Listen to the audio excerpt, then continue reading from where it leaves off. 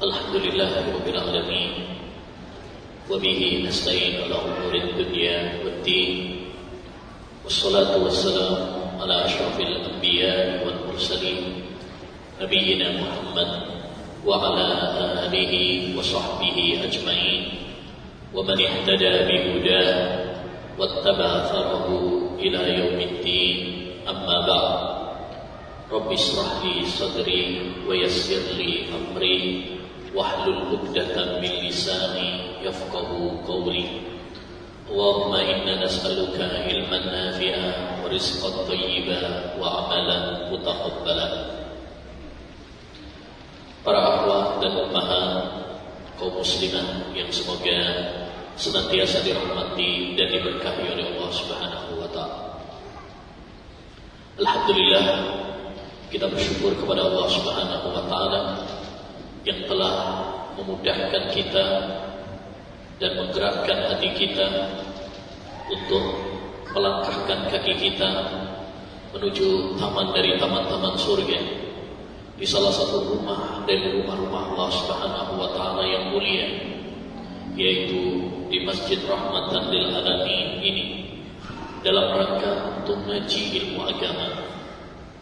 Karena ngaji ilmu agama bukan hanya untuk para pria saja, wanita juga butuh kepada ilmu agama.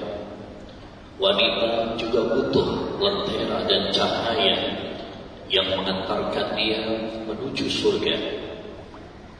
Man salaka tariqan yaltamisu fihi ilman sahhalallahu lahu bihi tariqan ilal jannah. Barang siapa yang menempuh perjalanan dalam rangka menuntut ilmu agama, maka Allah akan memudahkan baginya jalan menuju surga. Allah Subhanahu wa taala mewajibkan kepada kita, baik pria maupun wanita, untuk menuntut ilmu Al-Quran dan ilmu Sunnah. Talabul ilmi fariidatun ala kulli muslim. Menuntut ilmu agama itu adalah kewajiban bagi setiap muslim. Kata muslim itu bukan hanya untuk kaum pria saja, tapi mencakup juga muslimah. Karena semua kita, baik pria maupun wanita, adalah makhluk yang Allah ciptakan di dunia ini untuk beribadah kepadanya. Sebagaimana firman Allah Subhanahu wa taala dalam surat Ad-Dariyat ayat 56, "Wa ma khalaqtul jinna wal insa illa liya'budun." Tidaklah saya ciptakan jin dan manusia kecuali agar mereka beribadah kepada saya. Jadi Allah menciptakan kita di dunia ini untuk hanya beribadah kepada Allah Subhanahu wa taala semata, bukan untuk menumpuk dunia, bukan untuk mengejar harta, bukan untuk mengejar tahta, tetapi untuk yang mempersiapkan bekal kita menghadap Allah Subhanahu wa taala. Maka hendaknya bagi para wanita, para akhwat, para ummahat untuk bersemangat dalam menuntut ilmu agama, seperti semangatnya dahulu para wanita di zaman Nabi alaihi salatu wassalam. Mereka sangat bersemangat dalam menuntut ilmu agama. Betapa sering kita baca dalam hadis-hadis Nabi, para wanita datang kepada Nabi untuk bertanya, sampai dibukukan oleh para ulama As'ilatun Nisa lin Nabi, pertanyaan para wanita kepada Nabi. An-Nisa tas'al wan Nabi yuji. Ada juga buku wanita bertanya, Nabi menjawab. Sampai dibukukan oleh para ulama pertanyaan-pertanyaan para wanita yang saking banyaknya, yang menunjukkan semangat mereka dalam menuntut ilmu agama. Bahkan pernah rombongan wanita sahabiyah datang kepada Nabi alaihi salatu wassalam seraya mengatakan, "Wahai Rasulullah, kaum laki-laki telah mengalahkan kami. Mereka sholat bersama kamu, jihad bersama kamu, sering duduk bersama kamu, Sedangkan kita kaum wanita seringkali di rumah-rumah kami jarang mendapatkan siraman ilmu darimu. Maka sempatkanlah waktumu untuk mengajari kami. Jadi mereka sampai datang kepada Nabi minta jadwal taklim kepada Nabi alaihi salatu wassalam. Itu menunjukkan bagaimana mereka begitu semangat dalam menuntut ilmu, ya, agar bisa beribadah kepada Allah dengan benar. Maka para akhwat, para ummahat, hendaknya bagi kalian semuanya untuk semangat belajar ilmu agama. Hadiri majelis-majelis ilmu, ya, pelajari Quran, pelajari hadis, agar kita bisa beribadah kepada Allah Subhanahu wa taala dengan benar sesuai dengan tuntunan Rasulullah sallallahu alaihi wasallam. Ihris ala ma yanfa'uka wasta'in billah wa la ta'jas. Bersemangatlah kamu melakukan hal-hal yang bermanfaat dan mintalah pertolongan kepada Allah serta jangan malas. Ini prinsip yang harus kita miliki dalam menuntut ilmu. Pertama, semangat. Yang kedua, berdoa kepada Allah Subhanahu wa taala, memohon kepada Allah Subhanahu wa taala. Dan yang ketiga, tidak malas, tidak kemudian lemah, ya, berguguran di tengah jalan, tapi harus sabar, harus istiqamah dalam menuntut ilmu sampai akhir hayat kita. Wa'bud rabbaka hatta ya'tiyakal yaqin. Beribadahlah kepada Rabbmu sampai kematian datang menjemputmu. Para akhwat, para ummahat yang semoga dirahmati oleh Allah Subhanahu wa taala. Islam sangat memuliakan para wanita. Bahkan dalam Al-Qur'an ada surat khusus namanya surat An-Nisa, wanita. Surat Ar-Rijal enggak ada. Surat laki-laki enggak ada. Yang ada surat An-Nisa. Menunjukkan bagaimana Islam sangat memuliakan para wanita. Sejak dia lahir sebagai seorang anak, kemudian menjadi seorang istri, kemudian menjadi seorang ibu, Islam sangat menghormati. Ketika menjadi seorang anak, Allah Subhanahu wa taala memerintahkan kepada orang tua untuk berbahagia, bergembira ketika mendapatkan anak perempuan.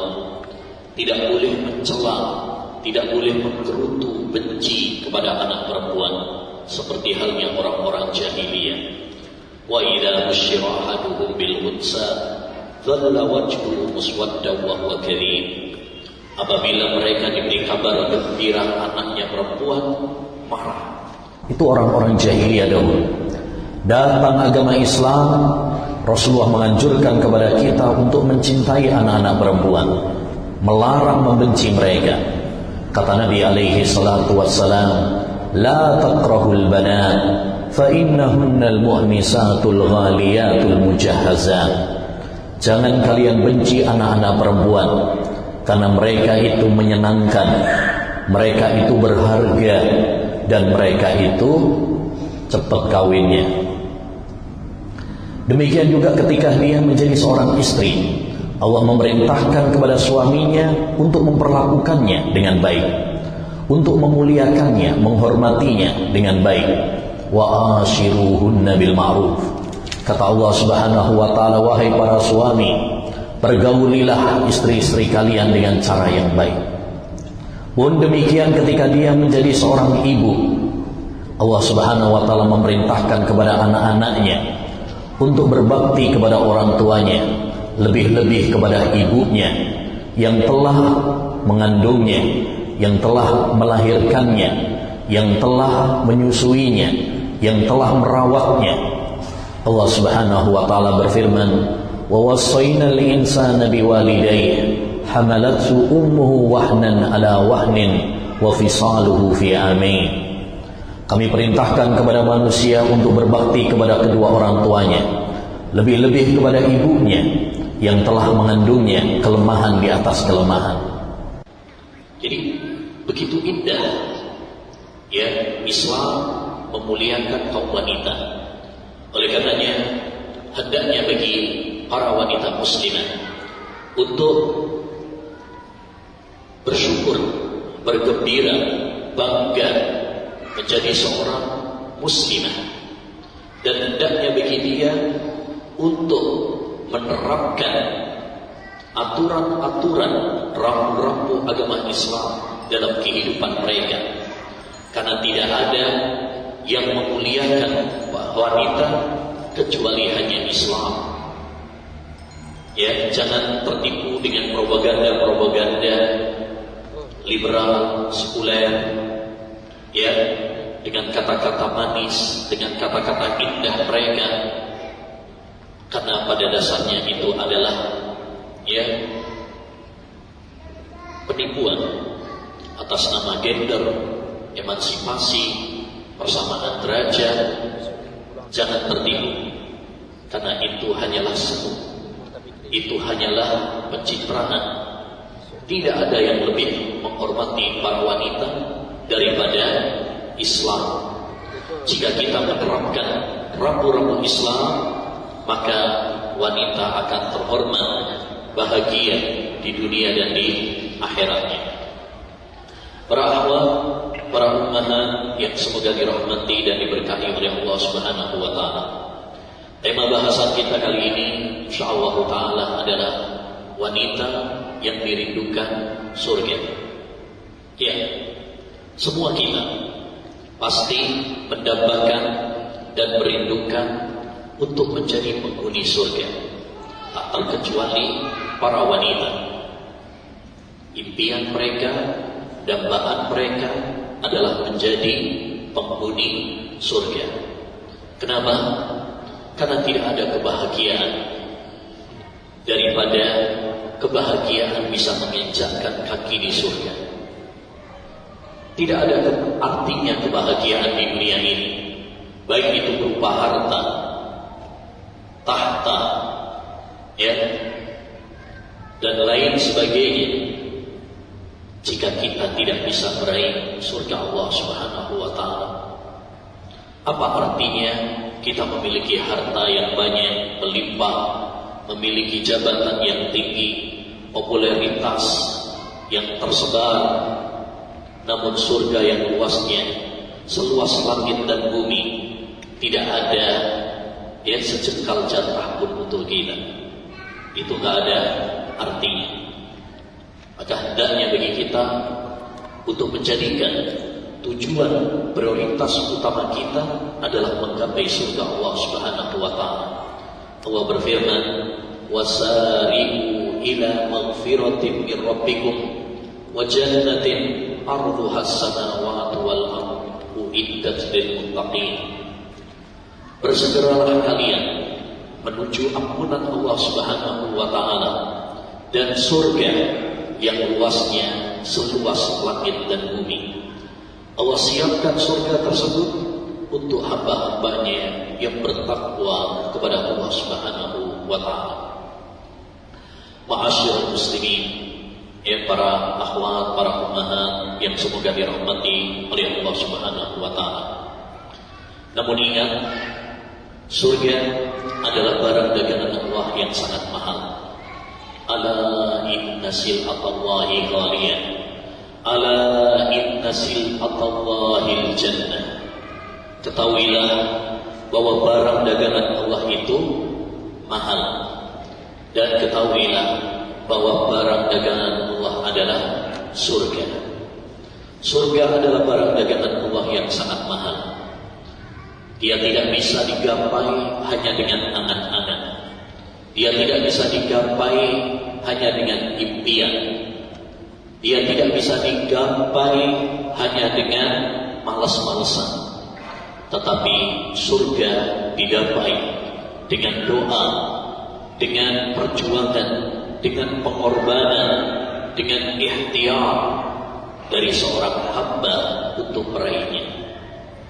Maka ya hendaknya bagi kita untuk berusaha semaksimal mungkin, seoptimal mungkin melakukan beberapa kiat, beberapa sebab yang bisa mengantarkan terbukanya pintu surga bagi kita. Nah, masalahnya apa amalan-amalan, kiat-kiat yang menjadikan seorang wanita bisa meraih surga Allah Subhanahu wa taala? Bagaimana menjadi wanita yang dirindukan oleh surga Allah Subhanahu wa taala? Ada beberapa kiat, ada beberapa amalan. Jika seorang wanita melakukannya, maka Allah Subhanahu wa taala berjanji untuk memberikan surga baginya. Yang pertama adalah wanita yang memperbaiki hubungannya dengan Allah Subhanahu wa taala. Dia rajin beribadah kepada Allah Subhanahu wa taala. Baik itu berupa salat, baik itu berupa puasa, baik itu berupa membaca Al-Quran, dan amalan-amalan yang lain yang dicintai dan diridhoi oleh Allah Subhanahu wa taala. Kata Allah Subhanahu wa taala, "Man amila salihan min dzakarin aw untha wa huwa mu'min, falanuhyiyannahu hayatan thayyibah wa lanajziyannahum ajrahum bi ahsani ma kanu ya'malun." Kata Allah Subhanahu wa taala, barang siapa yang beramal saleh, baik laki-laki maupun perempuan, dan dia beriman, maka kami akan memberikan kehidupan yang bahagia, dan kami akan memberikan balasan yang lebih baik dari apa yang mereka kerjakan di dunia ini. Begitu juga Allah Subhanahu wa taala mensifati wanita-wanita salihah, wanita-wanita yang baik. Apa kata Allah Subhanahu wa taala? "Fas-salihatu qanitatun hafizatun lil ghaibi bima hafizallah." Wanita-wanita yang salihah itu adalah qanitat. Apa itu qanitat? Yaitu wanita-wanita yang taat kepada Allah Subhanahu wa taala. Wanita-wanita yang rajin beribadah kepada Allah Subhanahu wa taala. Dia menjalankan perintah-perintah Allah dan menjauhi larangan-larangan Allah Subhanahu wa taala. Maka para akhwat, para ummahat yang semoga dirahmati oleh Allah Subhanahu wa taala, jika kalian ingin meraih surga Allah Subhanahu wa taala, maka jadilah wanita-wanita yang taat beragama, yang tunduk kepada perintah Allah Subhanahu wa taala, yang jalankan perintah-perintahnya dan tinggalkan larangan-larangannya. Ya, kata Allah, kata Nabi alaihi salatu wassalam, "Idza shallatil mar'atu khamsaha wa shamat sahraha wa hafizat farjaha wa ata'at zawjaha, qila laha udkhulil jannata min ayyi abwabiha syi'ti." Apabila seorang wanita sholat 5 waktunya, puasa Ramadan, dia menjaga kehormatannya, menjaga farjinya dari hal-hal yang diharamkan oleh Allah Subhanahu wa taala, dan dia taat kepada suaminya. Jadi ada 4 sebab: sholat 5 waktu, puasa Ramadan, menjaga farji dari hal-hal yang haram, kemudian taat kepada suami. Kata Nabi, apabila seorang wanita melakukan 4 hal tersebut, kilalah akan dikatakan kepadanya, udkhulil jannah min ayyi abwabiha syi'ti, masuklah kamu ke surga dari pintu mana yang kamu suka. Dipersilahkan oleh Allah Subhanahu wa taala untuk memasuki surga dari pintu mana yang dia kehendaki. Ya, maka ini kabar gembira bagi para wanita salihah, para wanita muslimah yang ingin mendapatkan surga, yang ingin meraih surga. Caranya bagaimana? Jaga sholat. Sholat 5 waktu jangan ditinggalkan. Kecuali kalau memang ada udzur haid atau nifas. Ya, selama tidak ada udzur haid atau nifas, maka tidak boleh untuk meninggalkannya. Demikian juga puasa Ramadan, jangan ditinggalkan kecuali kalau memang ada udzur haid atau nifas atau udzur yang lainnya seperti sakit atau safar. Ya, karena itu kewajiban. Demikian juga menjaga kehormatan. Ya, terutama pada zaman kita sekarang, di mana godaan-godaan syahwat, godaan-godaan zina, godaan-godaan fitnah kepada lawan jenis begitu dahsyat. Maka hendaknya wanita muslimah menjaga kehormatannya, menjaga jati dirinya, jangan tergoda dengan godaan-godaan syaitan. Ya, jangan dekati pintu-pintu yang menjerumuskan kita kepada perzinahan. Allah Subhanahu wa taala berfirman, "Wala taqrabuz zina innahu kana fahisyatan wa sa'a sabila." Jangan kalian mendekati perzinahan. Dekati aja enggak boleh, apalagi melakukannya. Makanya termasuk keindahan syariat Islam, tatkala Islam melarang perzinahan, maka segala sarana yang mengantarkan kepada perzinahan ditutup rapat-rapat. Makanya tak boleh berdua-duaan dengan yang bukan mahramnya. La yahluwanna rajulun bimra'atin illa wasalisuha syaitan. Janganlah seorang laki-laki berduaan dengan seorang wanita yang bukan mahramnya, kecuali yang ketiganya adalah syaitan. Demikian juga Islam melarang para wanita melakukan safar, bepergian jauh tanpa disertai dengan mahramnya. Semua itu dalam rangka menjaga kehormatan para wanita. Ya, karena Islam sangat sayang, sangat perhatian kepada para wanita. Ya. Kemudian yang kedua di antara kiat agar wanita meraih surga Allah Subhanahu wa taala adalah hendaknya bagi seorang wanita untuk tidak menyakiti siapapun, orang lain, baik itu tetangganya, baik itu temannya, baik itu kerabatnya, baik menyakiti dengan lisannya, ini yang paling banyak, ataupun menyakiti dengan tangannya. Ini perlu diperhatikan baik-baik, karena salah satu yang paling banyak menyebabkan wanita masuk neraka adalah karena tidak bisa menahan lisannya. Dia suka menyakiti ya tetangganya, menyakiti temannya dengan kata-kata yang pedas, dengan kata-kata yang menyakitkan. Mari perhatikan hadis dari Nabi alaihi salatu wassalam ketika beliau ditanya oleh seorang sahabat, "Ya Rasulullah, wahai Rasulullah, ada seorang wanita fulana, dia rajin sholat malam, dia rajin puasa sunnah, dia rajin sedekah, tapi sayang dia suka menyakiti dia suka menyakiti tetangganya, yaitu dengan lisannya." Dengan lisannya. Jadi orang ini suka menyakiti apa? Tetangganya. Padahal dia rajin sholat. Bahkan bukan hanya sholat wajib saja, dia juga rajin sholat sunnah, sholat malam. Bukan hanya puasa Ramadan saja, tapi dia juga rajin puasa sunnah. Dia bukan hanya zakat saja, tapi juga bersedekah. Tak main-main ini amal ibadahnya. Tapi dia tidak bisa menjaga lisannya. Dia suka menyakiti tetangganya.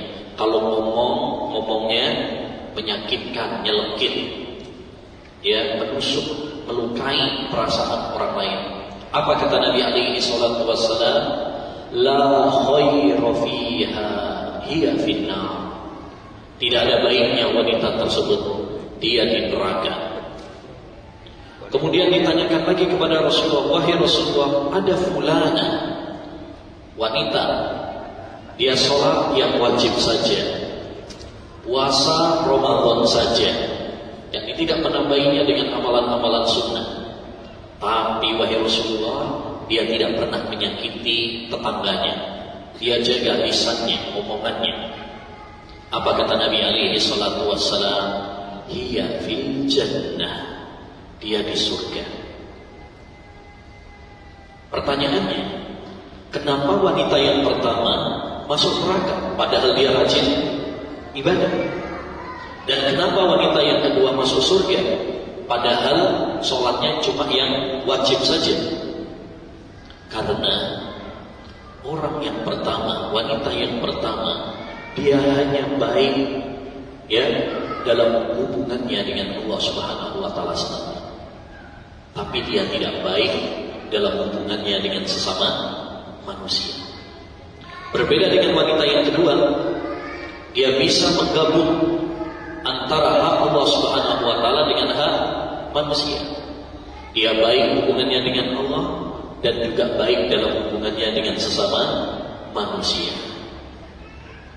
Oleh karenanya, para akhwat, para ummahat, para wanita muslimat salihah ya, yang semoga dirahmati dan diberkahi oleh Allah Subhanahu wa taala, kalau kita ingin masuk surga, selain poin yang pertama yaitu kita taat kepada Allah, rajin beribadah, menjalankan perintah-perintah Allah dan menjauhi larangan-larangan Allah Subhanahu wa taala, yang kedua yang harus kita perhatikan adalah hendaknya bagi kita untuk menjaga hubungan yang baik dengan sesama manusia. Kita jaga akhlak kita, ya, kita baik sama orang. Hablum minallah wa hablum minan nas. Perbaiki hubungan kita dengan Allah dan perbaiki hubungan kita dengan sesama manusia. Akhlak ini sangat penting. Jangan hanya rajin sholat, rajin puasa, tapi akhlak kita kepada manusia tidak baik. Ini jangan.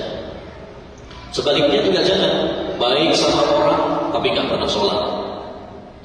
Ya, yang lebih parah lagi, udah nggak baik sama Allah, nggak baik juga sama manusia. Wakran, ya. Tapi yang benar adalah kita baik sama Allah Subhanahu wa taala dan baik juga sama sesama manusia. Maka perhatikan akhlak-akhlak kita. Ya, wanita muslimah hendaknya menjaga akhlaknya. Karena akhlak adalah salah satu faktor utama untuk meraih surga. Makanya dalam hadis yang sahih pernah disebutkan, su'ilan Nabi sallallahu alaihi wasallam an aktsari ma yudkhilun nas al-jannah. Rasulullah sallallahu alaihi wasallam pernah ditanya tentang amalan apa wahai Rasulullah yang paling banyak memasukkan orang ke surga. Maka kata Nabi alaihi salatu wassalam, taqwallah wa husnul khuluq. Takwa kepada Allah Subhanahu wa taala dan akhlak yang mulia. Ini dua kunci meraih surga. Yang pertama apa? Takwa. Apa itu takwa? Yaitu melindungi diri kita dari neraka dengan melaksanakan perintah-perintah Allah dan menjauhi larangan-larangan Allah Subhanahu wa taala. Yang kedua adalah husnul khuluq, akhlak yang baik. Akhlak yang baik termasuk kunci utama meraih surga. Akhlak yang baik itu bagaimana, Ustaz? Akhlak yang baik itu, ibu-ibu, ya, terkumpul dalam 3 kata. Maka perhatikan akhlak-akhlak kita sudah memenuhi 3 hal ini apa belum? Kalau memang sudah, alhamdulillah, tingkatkan. Tapi kalau belum, berarti mari kita perbaiki akhlak-akhlak kita. Kata para ulama, di antaranya Imam Ibnul Mubarak rahimahullah, akhlak yang baik itu terkumpul dalam 3 hal. Pertama, badlun nada, berbuat baik sama orang. Jadi kita suka bantu orang, nyenangkan orang, membahagiakan orang. Apa yang kita bisa bantu untuk orang lain kita lakukan. Kalau kita bisa bantu dengan harta, bantu dengan harta. Kalau kita bisa bantu dengan tenaga, bantulah dengan tenaga. Kalau kita bisa bantu dengan ucapan, nasihat, ilmu, berikan. Nabi SAW bersabda, khairun nas anfa'uhum linnas. Sebaik-baik manusia adalah yang paling banyak memberikan manfaat kepada orang lain. Ya, semakin kita banyak membantu orang, semakin kita membahagiakan orang, maka itu akan semakin membuat hati kita bahagia. Yang kedua, akhlak yang baik adalah kaful adha, tidak menyakiti orang lain, tidak berbuat zalim kepada orang lain, terutama dua hal, yaitu lisan dan tangan. Lisan, karena ini yang paling banyak dosanya. Aksar khataya bani Adam fil lisan. Kebanyakan dosa anak Adam itu pada lisannya. Dia suka mencela, ngomongin aib orang, ghibah, ya. Suka membongkar aib orang, dia suka mengadu domba, namimah, fatwa tanpa ilmu, dan lain sebagainya. Dusta, banyak dosa lisan itu ya. Sampai ada sebuah buku judulnya Qasaidul Mansur, ya, kamus dosa-dosa lisan. Sampai ada kamusnya, saking banyaknya dosa-dosa lisannya. Ya. Kemudian yang paling banyak berbuat dosa juga adalah yang kedua, tangan. Ngambil harta orang lain, ya, jahil nempelin orang lain, atau yang paling banyak juga dosa tangan pada zaman sekarang, bikin status-status yang menyakitkan, status di WA, status di Facebook, dan lain sebagainya. Maka hati-hati dengan tangan kita, ya, jangan sampai kita menjadi orang-orang yang bangkrut besok pada hari kiamat. Kita membawa pahala sholat, kita membawa pahala puasa, tetapi karena kita berbuat zalim kepada manusia, akhirnya pahala-pahala tersebut ditransfer kepada orang-orang yang kita zalimi, sehingga kita pun menjadi orang-orang yang bangkrut. Ya, naudzubillah min dzalik. Yang ketiga, akhlak yang baik itu, ya, adalah talaqatul wajh. Wajah yang berseri-seri, wajah yang ceria. Ya, ketika ketemu dengan orang lain kita senyum, salam, menyapa, dan lain sebagainya. Ya. Nabi bersabda, tabassumuka li akhika laka sadaqah. Senyummu kepada saudaramu, maka itu adalah termasuk apa? Sedekah, pahala. Jadi para akhwat, kalau ketemu dengan akhwat yang lain, jangan pelit untuk senyum, ramah, salam. Yang penting jangan senyum sendiri, ya, atau senyum sama suami orang, ya, bisa menjadi fitnah nanti. Ya, tapi kalau sesama, ya, sama tetangganya, sama akhwat, sama ummahat, ya, hendaknya bagi kita untuk apa? Untuk ramah kepada mereka, menampakkan wajah yang ceria. Makanya para akhwat, terutama yang bercadar, kalau pas taklim sesama akhwat, dibuka cadarnya. Satu, biar saling apa? Mengenal, ramah, ya. Yang kedua, supaya tidak ada penyelundup. Siapa tahu nanti bercadar nggak taunya jenggotan. Ya. Dulu pernah ada ibu yang di Malang pakai cadar, nggak taunya ternyata laki-laki. Gitu. Kayaknya dibuka. Kalau sesama akhwat sama ummahat, nggak apa-apa dibuka. Ya. Baik. Yang ketiga, wanita yang dirindukan surga adalah wanita yang sayang kepada suaminya, ya, yang sayang kepada suaminya. Rasulullah SAW pernah bersabda, "Ala uhbirukum binisaikum min ahlil jannah." Maukah aku beritahu kepada kalian tentang wanita penduduk surga? Ya, lalu Nabi menjawab, "Al-waludul wadud," yaitu wanita yang subur. Maksudnya subur itu apa? Calon banyak anak. Ya, calon banyak anak. Makanya para akhwat, para ibu, ya, banyak anak itu bagus. Jadi targetkan punya banyak anak sebisa mungkin, minimal 11, biar punya timnas ya.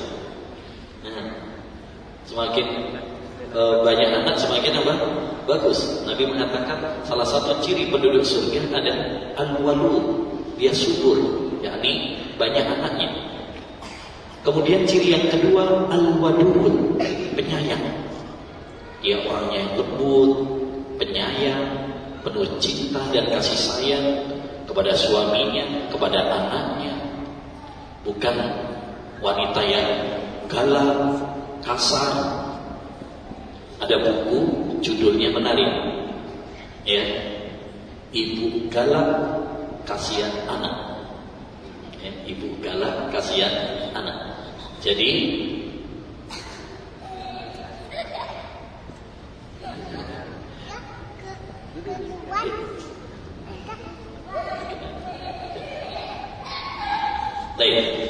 jadi salah satu ciri penduduk surga adalah wanita yang subur, calon banyak anak, dan yang kedua adalah penyayang, lembut kepada suaminya, lembut kepada anaknya. Dia tidak kasar, tidak galak, gak amuan, ya. Bahkan kata Nabi, allati idza zuliman aw zalama, yang ketika dizalimi atau dia berbuat zalim, baik salah ataupun suaminya yang salah, qalat, dia mengatakan, hadhihi yadi fi yadik la adhuku hamdan hatta tarda. Ini tanganku berada di tanganmu, aku tidak bisa memejamkan mataku hingga kau ridho. Maksudnya apa? Dia yang minta maaf sama suaminya. Ini wanita-wanita yang baik, istri-istri yang baik, bukan suaminya yang suruh minta maaf. Seperti kaidah para istri sekarang. Kaidah para istri sekarang apa? Pokoknya istri benar. Nah, ini kaidah yang tak benar sebenarnya. Ya, pokoknya wanita selalu menang, selalu benar. Ya, suami selalu salah. Ini sebenarnya kaidah yang tidak benar. Wanita yang baik, istri yang salihah, justru sebaliknya. Dia meminta maaf, meminta keridhaan dari suaminya. Dia taruh tangannya di atas tangan suaminya, lalu mengatakan, aku tidak bisa memejamkan mataku sampai kamu apa? Memaafkan aku. Masya Allah. Karena dia sadar bahwa ya, keridhaan suami adalah surga bagi seorang istri. Nabi SAW pernah mengatakan kepada seorang wanita, ya, unduri aina anti minhu fa innahu jannatuki wa naruki. Perhatikanlah kalian wahai para istri, bagaimana kalian berbuat kepada suami kalian, karena suamimu adalah surga atau neraka. Jadi perhatikan bagaimana kelakuan kita para istri kepada suami, karena suamimu adalah surga atau neraka. Artinya, kalau seorang istri taat kepada suami, membahagiakan suami, ya berbuat baik kepada suami, maka itu akan menjadi sebab bagi sang istri untuk meraih suamimu adalah surga atau neraka bagimu, wahai para istri. Hak seorang suami, wahai para akhwat, para ummahat, sangat besar. Sampai-sampai disebutkan oleh sebagian ulama, wanita itu hak yang paling tinggi sebelum dia nikah adalah hak orang tuanya, setelah Allah dan Rasul tentunya. Tapi kalau dia sudah nikah, maka hak suaminya adalah hak yang paling tinggi, mengalahkan hak orang tua. Oleh karenanya Nabi alaihi salatu wassalam sampai pernah mengatakan, "Lau kuntu amiran ahadan an yasjuda li ahad, la amartul mar'ata an tasjuda li zawjiha." Andaikan aku boleh untuk sujud, untuk menyuruh orang lain sujud kepada orang lain, kalau saya boleh untuk nyuruh orang lain sujud kepada makhluk, saya akan perintahkan para istri untuk sujud kepada suami mereka. Saking besarnya hak suami. Bahkan Nabi alaihi salatu wassalam pernah mengatakan, haqqu zawji ala zawjatihi an law kanat bihi qarhatun fala hisatha ma addat haqqahu. Hak seorang suami terhadap istri itu, apabila sang suami memiliki borok, tahu borok ya? Luka yang bernanah, yang berdarah, kemudian dijilat oleh istri, istri belum menunaikan hak sang suami. Seandainya ada borok pada suaminya, kemudian sang istri ini apa? Menjilatinya, membersihkannya dengan mulutnya, ya, dan tentu semuanya pasti apa? Jijik, tak mau. Itu cuma perumpamaan, jangan nanti dipraktekkan. Ya. Itu cuma perumpamaan saja, menunjukkan apa? Betapa besarnya haknya seorang suami. Ya, betapa besarnya haknya seorang suami. Andaikan ada seorang istri yang melakukan itu belum menunaikan haknya suami. Maka para akhwat, ya, terutama bagi yang sudah punya suami, syukuri. Betapa banyak para akhwat yang belum punya suami juga. Makanya kalau kita sudah punya suami, syukuri. Karena punya suami itu nikmat dari Allah Subhanahu wa taala, tidak diberikan kepada sembarangan orang. Kemudian, ya, jadikan suami kita sebagai surga kita, tempat ibadah kita. Makanya nikah itu ibadah, bukan hanya untuk pelampiasan syahwat, bukan hanya untuk kebutuhan biologis, tapi itu adalah tempat di mana kita menanam pahala, di mana kita mengumpulkan pundi-pundi tabungan pahala yang akan kita petik hasilnya di akhirat nanti. Ya, bahkan sebagian ulama mengatakan ibadah yang paling lama itu ibadah nikah. Selama kita mempertahankan pernikahan, itu pahala terus. Kalau sholat setelah salam berarti selesai, gitu kan? Puasa setelah kita berbuka puasa selesai. Tapi nikah, sejak akad nikah, ya, sampai Allah memisahkan antara keduanya, itu adalah pahala. Seorang suami kerja, itu pahala. Seorang suami mendidik istrinya, anak-anaknya, itu pahala. Istri, dia masak, dia mencuci, dia menyapu, dia merawat anak-anaknya, dia melayani suaminya. Semuanya adalah bagian dari ibadah. Maka ini hadirkan dalam diri kita. Seorang istri, perhatikan baik-baik, hadirkan ketika uhti, masak, nyapu, ya, nyuci, nyetrika, nyepoin anak dan sebagainya, hadirkan. Ini ibadah saya, ini ladang pahala saya, bukan cuma sekedar tugas ibu rumah tangga. Ya, kalau itu kita hadirkan dalam diri kita, masya Allah, kita kita akan melaksanakan ya semuanya dengan ikhlas, dengan nikmat, ya karena kita menganggap itu adalah bagian dari pahala ya ibadah kepada Allah Subhanahu wa taala. Nah, kemudian ya para akhwat, para ummahat yang semoga dirahmati oleh Allah Subhanahu wa taala, di antara kiat ya atau ciri wanita yang dirindukan surga adalah ya dia pandai, telaten, sabar dalam mendidik anak-anak mereka. Ya, Nabi Shallallahu Alaihi Wasallam pernah mengatakan, "Man ubtuliya minal banati bi syai'in fa ahsana ilaihinna kunna lahu sitran minan nar." Siapa yang memiliki anak perempuan lalu dia merawatnya dengan baik, maka anak-anak perempuan tersebut akan menjadi tabir yang menghalanginya dari neraka. Dan Nabi Shallallahu Alaihi Wasallam juga bersabda, "Man kana lahu salasu banat," siapa yang memiliki 3 anak perempuan, fa ahsana ilaihinna, lalu dia merawatnya dengan baik, kuntu ana wa huwa fil jannah kahatain, maka saya dan dia kelak di surga seperti ini. Seperti ini beliau kemudian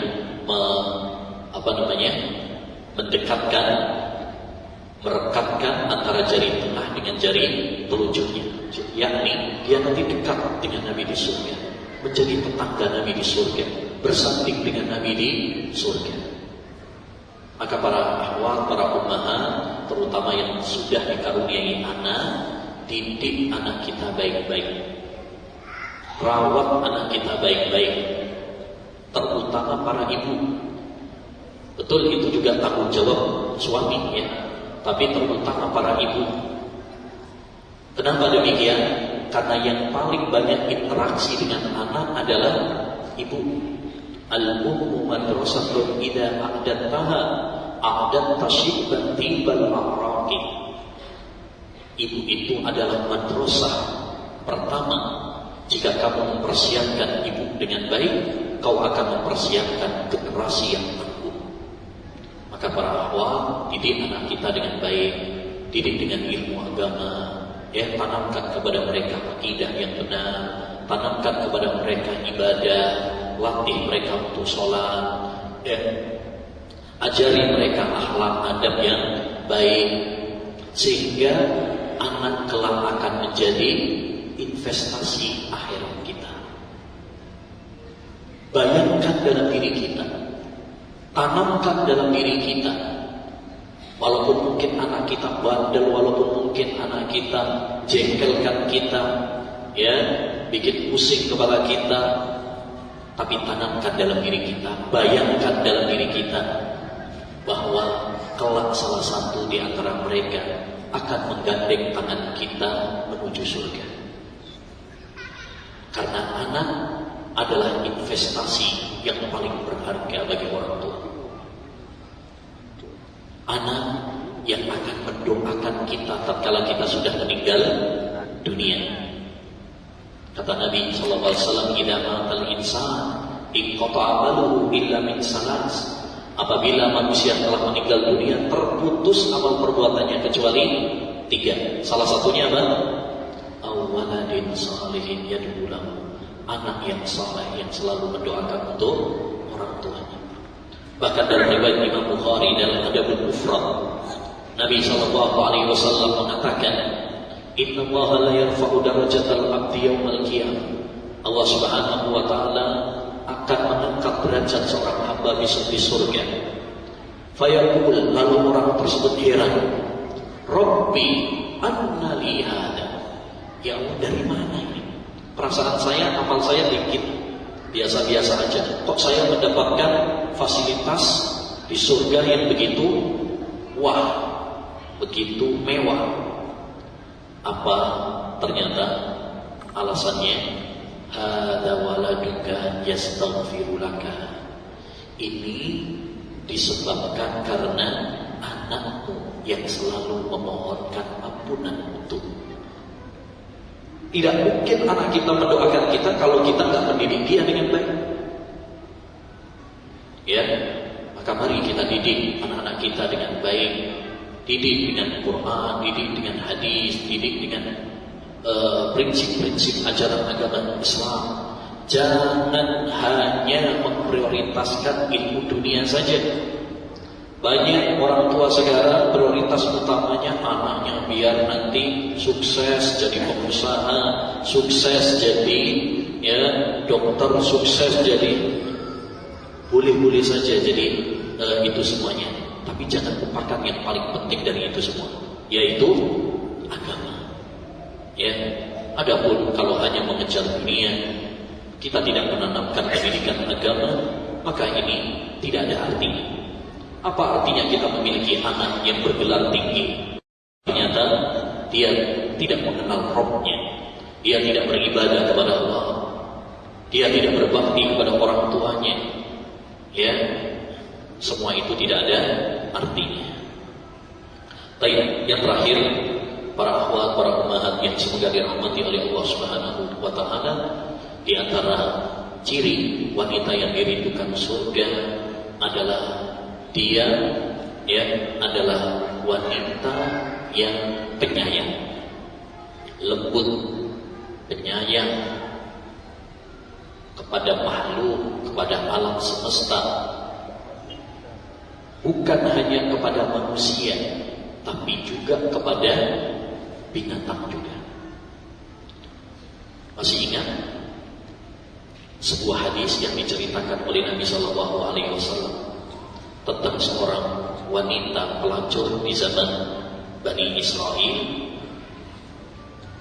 ya, yang diampuni dosa-dosanya oleh Allah Subhanahu wa taala dan dimasukkan oleh Allah ke surga karena sebab apa? Karena sebab dia ngasih minum kepada anjing yang kehausan. Artinya dia punya kasih sayang, bukan hanya kepada manusia, kepada anjing yang kehausan. Anjing, perhatikan, ini wanita pelacur, wanita yang nakal, wanita nggak baik. Sekalipun demikian, ya, dia punya kasih sayang, kepedulian untuk berbuat baik kepada anjing. Kita tahu anjing itu najis, ya. Sekalipun demikian, Allah Subhanahu wa taala tidak menyia-nyiakan amalnya. Allah ampuni dosa-dosanya dan Allah Subhanahu wa taala masukkan dia ke surga. Sebaliknya, pernah dengar ada seorang wanita yang masuk neraka gara-gara kucing. Utibat imra'atun fi ghirratin. Ada seorang wanita yang disiksa di neraka gara-gara apa? Kucing. Dia memelihara kucing, tapi nggak dikasih makan, nggak dikasih minum, bengis, tidak ada cinta dan kasih sayang pada dirinya, sehingga ya kucing tersebut apa? Mati karena kelaparan. Ini jangan sampai kita kalah sama orang, sama binatang. Kucing ya cuma ambil sisa-sisa makanan saja, dilempari batu, ya disiram air panas, ditendang. Jangan. Hendaknya bagi kita menumbuhkan sifat cinta dan kasih sayang.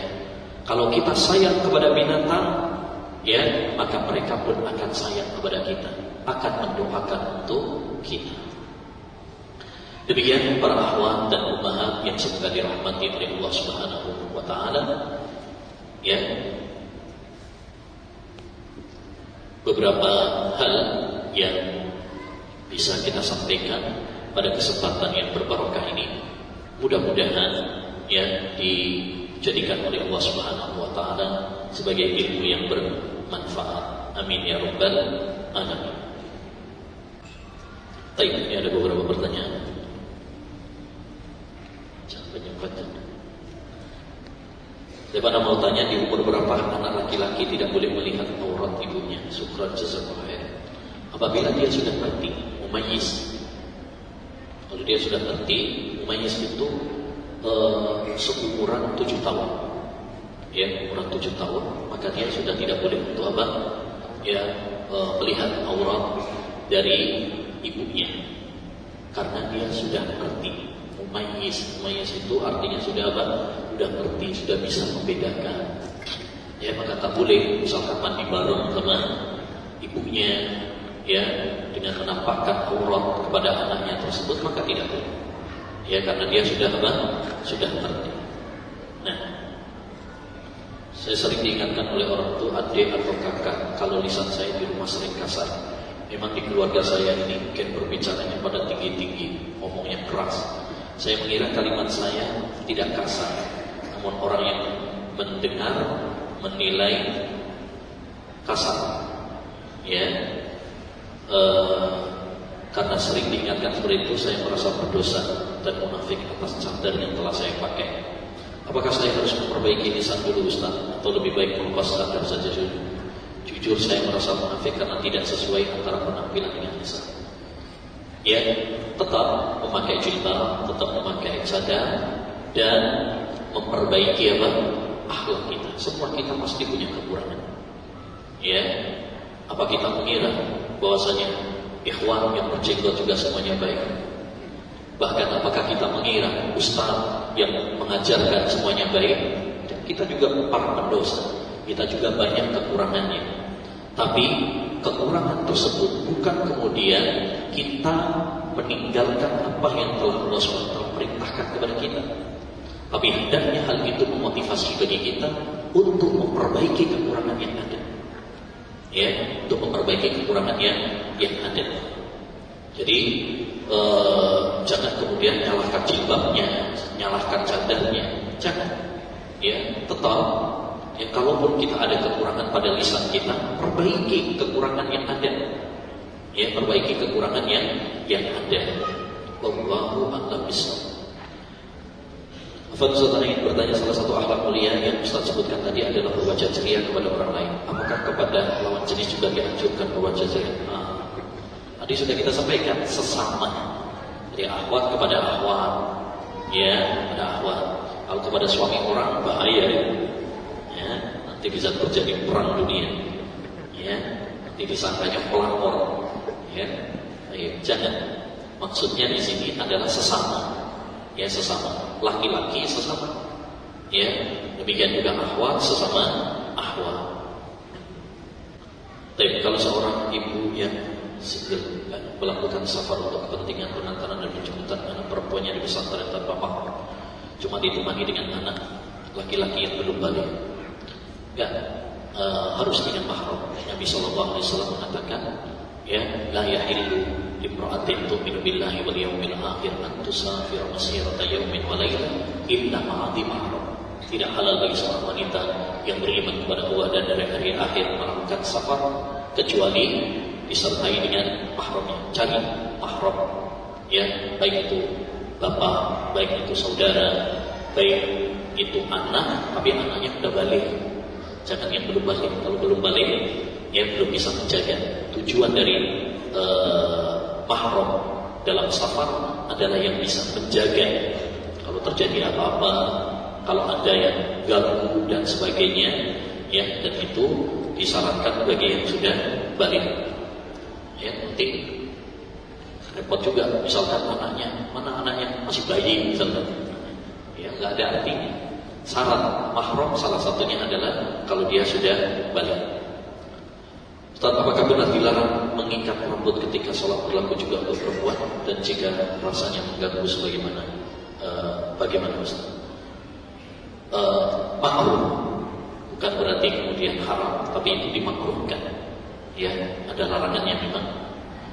Itu berlaku untuk laki-laki dan berlaku juga untuk perempuan. Karena hukum asalnya larangan itu mencakup umum, baik laki-laki maupun perempuan.